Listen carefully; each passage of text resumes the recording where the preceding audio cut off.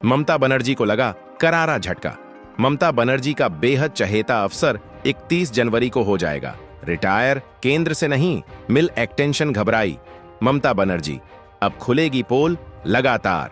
Mamata Banerjee DGP Rajiv Kumar को बचाने के प्रयास में पश्चिम बंगाल पुलिस के मौजूदा महानिदेशक राजीव कुमार 31 जनवरी को रिटायर हो रहे हैं, लेकिन उनके जाने से पहले ही सत्ता के गलियारों में जबरदस्त भूचाल आ चुका है। अगला डीजी कौन होगा, इस सवाल पर राज्य सरकार और यूपीएससी आमने सामने खड़े नजर आ रहे हैं। राज्य सचिवालय नवान्न ने 21 जनवरी को यूपीएससी को 8 अफसरों की लिस्ट भेजी है और सबसे चौंकाने वाली बात यह है कि इसमें खुद रिटायर होने जा रहे राजीव कुमार का नाम भी शामिल है, जबकि हकीकत यह है कि उन्हें अब तक कोई एक्सटेंशन नहीं मिला है, यानी टर्म खत्म, लेकिन नाम अब भी दौड़ में।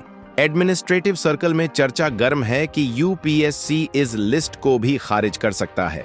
वजह साफ है, डीजी जैसे टॉप पोस्ट पर किसी भी एक्सटेंशन के लिए केंद्रीय गृह मंत्रालय MHA की मंजूरी जरूरी होती है, जो राजीव कुमार के मामले में मौजूद नहीं है। प्रकाश सिंह केस की खुलेआम अनदेखी। सुप्रीम कोर्ट के ऐतिहासिक प्रकाश सिंह केस के मुताबिक किसी डीजी की रिटायरमेंट से कम 3 महीने पहले नामों की लिस्ट भेजना अनिवार्य है, लेकिन बंगाल सरकार ने इस नियम को ताक पर रख दिया। नतीजा यह हुआ कि मनोज मालवीय के दिसंबर 2023 में रिटायर होने के बाद राजीव कुमार को एक्टिंग डीजी बना दिया गया। यूपीएससी की एम्पैनलमेंट कमेटी की मीटिंग 30 अक्टूबर को ही हो चुकी थी, लेकिन राज्य सरकार की लेट लतीफी ने पूरे प्रोसेस को पलीता लगा दिया। मामला इतना बिगड़ा कि यूपीएससी को अटॉर्नी जनरल ऑफ इंडिया से राय लेनी पड़ी। एजीआई की राय बेहद सख्त थी। राज्य सरकार की देरी गंभीर और अक्षम्य है। यूपीएससी के पास इतनी लंबी देरी माफ करने का कोई प्रावधान नहीं। इसके बाद राज्य को सीधे सुप्रीम कोर्ट जाने की सलाह दी गई। चुनाव आयोग ने हटाया, ममता ने वापस बैठाया। 2024 लोकसभा चुनाव से पहले चुनाव आयोग ने राजीव कुमार को डीजी पद से हटा दिया था, लेकिन चुनाव खत्म होते ही मुख्यमंत्री ममता बनर्जी ने उन्हें फिर से कुर्सी सौंप दी।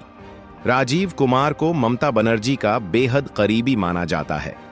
1989 बैच के आईपीएस अफसर रहे कुमार पहले कोलकाता पुलिस, बिधान नगर पुलिस, सीआईडी और एसटीएफ के मुखिया रह चुके हैं। साथ ही वे आईटी और इलेक्ट्रॉनिक्स विभाग के प्रिंसिपल सेक्रेटरी भी रहे हैं। विवादों का पर्याय बन चुके हैं राजीव कुमार। 2019 में सीबीआई ने उन पर शारदा चिटफंड घोटाले की जांच में सबूत दबाने और नष्ट करने का आरोप लगाया था।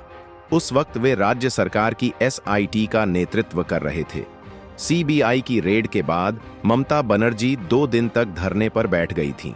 सुप्रीम कोर्ट से गिरफ्तारी से राहत मिलने के बाद ही धरना खत्म हुआ। हाल ही में आईपैक से जुड़े ठिकानों पर ईडी की रेड के दौरान भी राजीव कुमार की मौजूदगी सामने आई। ईडी ने उनके खिलाफ कार्रवाई की मांग की है और मामला सुप्रीम कोर्ट में लंबित है। बंगाल पुलिस की कुर्सी पर घमासान, एक तरफ रिटायरमेंट की घड़ी, दूसरी तरफ नामांकन की राजनीति, ऊपर से कानूनी पेच और केंद्र राज्य टकराव। बंगाल पुलिस का शीर्ष पद इस वक्त सत्ता संघर्ष का अखाड़ा बन चुका है। अब बड़ा सवाल यही है, क्या यूपीएससी इस लिस्ट को मानेगा? क्या राजीव कुमार को आखिरी वक्त पर एक्सटेंशन मिलेगा या फिर बंगाल को मिलेगा नया पुलिस मुखिया? फैसला जो भी हो, लेकिन इतना तय है, बंगाल की राजनीति में यह लड़ाई अभी और भड़कने वाली है।